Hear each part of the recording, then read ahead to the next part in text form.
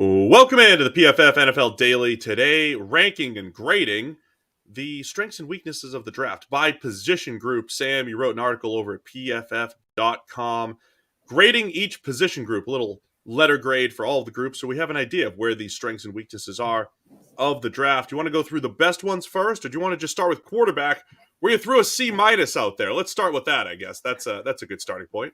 Yeah, I mean, if you go to the PFF big board, you can find our rankings, the top, 200 at this point, players in the draft, and find out how each one of these guys projects how good that they are, what the kind of order of the various players and various positions are. But this is like a quick glance way of just getting a handle on what the draft class overall is like. Where are the strengths and weaknesses by position? And then you can get into the specific position that you want your team to draft and those kinds of things. And yeah, obviously, quarterback, the most important position in the NFL, the place where everybody wants to start, not a great quarterback class.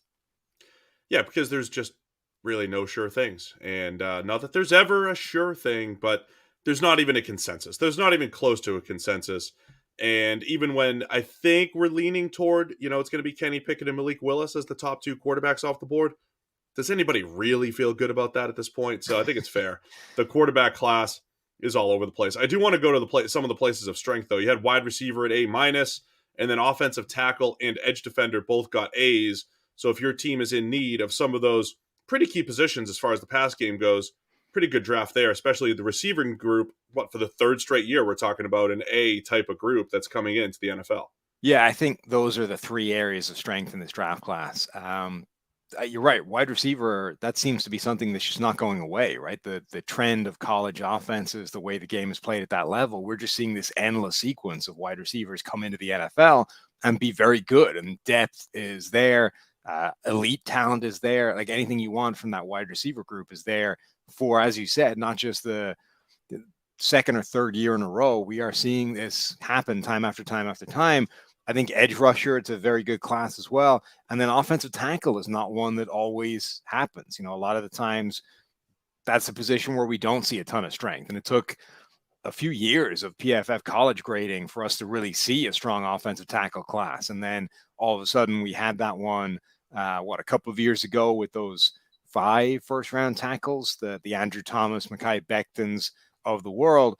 And I think we're seeing another one this year where you've got Charles Cross, Ike Ekwonu, Evan Neal, and then there's a couple of other guys that are sort of forcing their way into that group as well. Bernard Ryman, Trevor Penning, like these are all potential first-round tackles, and the first 3 are guys that could all be gone within the top 10 picks.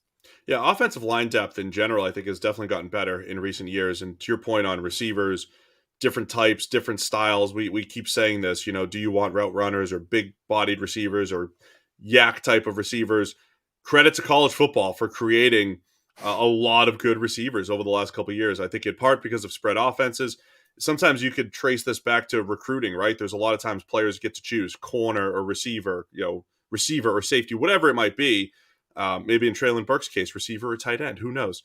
But a lot of these, he's a big guy. Drake London, receiver or tight end, how's that? Big guys. Anyway, you get to choose where you want to go. And a lot of these, it seems like a lot of recruits maybe leaning toward receiver because of spread offenses. That's how they're being used. And the NFL is getting the benefits there of having pretty good receiving cores over the last couple of years. And again, you mentioned edge defender. You gave it an A. There is a lot of depth there. Several players in the top 50. I just saw Daniel Jeremiah's new top 50. He now has 3 edge defenders ahead of Kayvon Thibodeau, the guy that we thought could potentially be in the mix for number 1 overall for quite a while.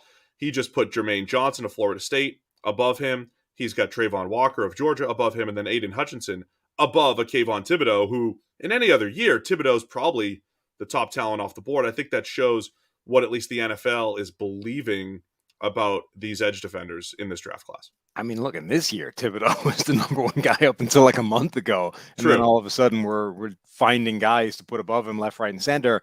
Hutchinson is the one I think that does make some sense.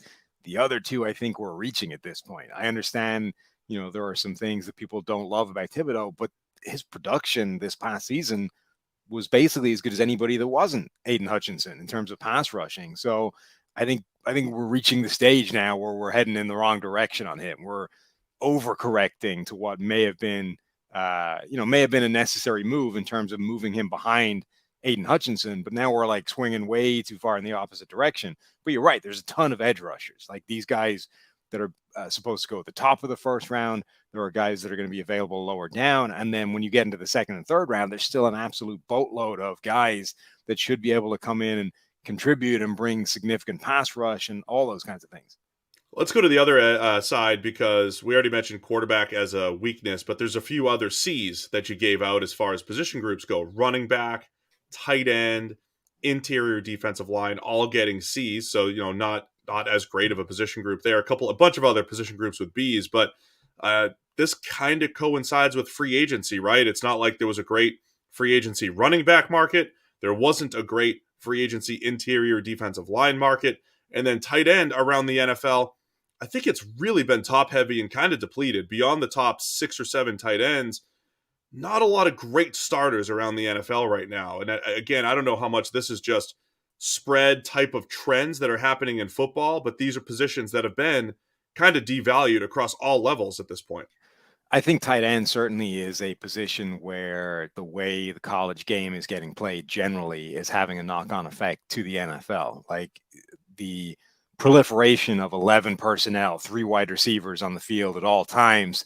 It's happened at the NFL. It's been even stronger in college, and the impact of that is it means tight ends have never been less important or less featured within offenses. And so all of a sudden, there's just this lack of tight ends that are coming into the NFL year after year after year, and that's starting to have this real effect. We're already seeing the lack of them in the NFL, and then each year that's being made worse by the lack of additional ones coming in. So I think tight end has been weak for a while and is potentially only getting weaker.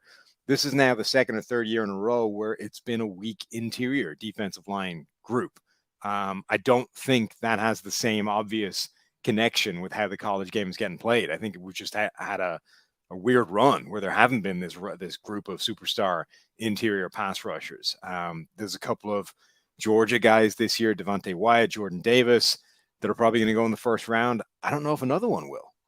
Travis Jones is appearing in some first round mocks, but honestly, that might be a product of simply the lack of these guys and him getting pushed up the board a little bit. But that's an area of weakness at a position that is really important in the NFL. Yeah, and even though you're giving him a C for a position, like there are still some players there. It's just from top to bottom. It's not like edge defender where there's 10, 12 guys that could be going in the top 50, or receiver where it's similar. So a little top heavy on the interior defensive line. As you mentioned with tight end, Colorado State's Trey McBride, he's the top tight end on our board. He's at number 64. There's only 2 tight ends in the top 100 on the PFF draft board. And then running back, again, I don't know if this is so much a weakness of the position as much as it is our rankings going to be lower and lower and lower on this particular position. Breece Hall, Kenneth Walker, the third at the top.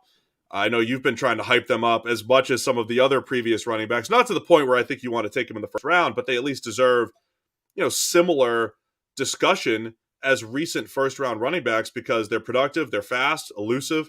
They have what you want in an every down back.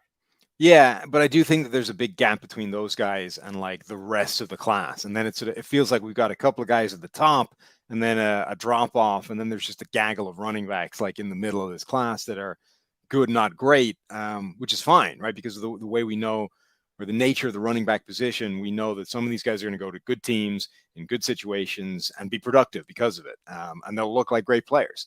But it doesn't appear to be a massively talented collection of running backs overall. But yeah, I think the 2 at the top, Kenneth Walker and Breece Hall, there's no reason that they shouldn't be seen in the same light as a Najee Harris from last year. And yet for some reason, Harris was always seen as like a first round pick all the way through the process. And whatever you think about whether a running back should be drafted in the first round or not, ever, if we just accept for a moment that they are, and Najee Harris was and was always seen as a first round pick, I'm just not sure I see what separated him from these two. Statistically, they're very similar in terms of production, both yards per attempt, broken tackle rate, how much of that yardage came after contact, all those kinds of things.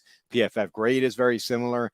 Hall's maybe is a little bit lower, but he was also arguably in the toughest situation in terms of the offense around him and those kinds of things. So, yeah, I think those two guys, when you consider what they did at the combine and showed up as potentially more athletic than people thought they were, I think they should be seen in the same light as those previous draft classes.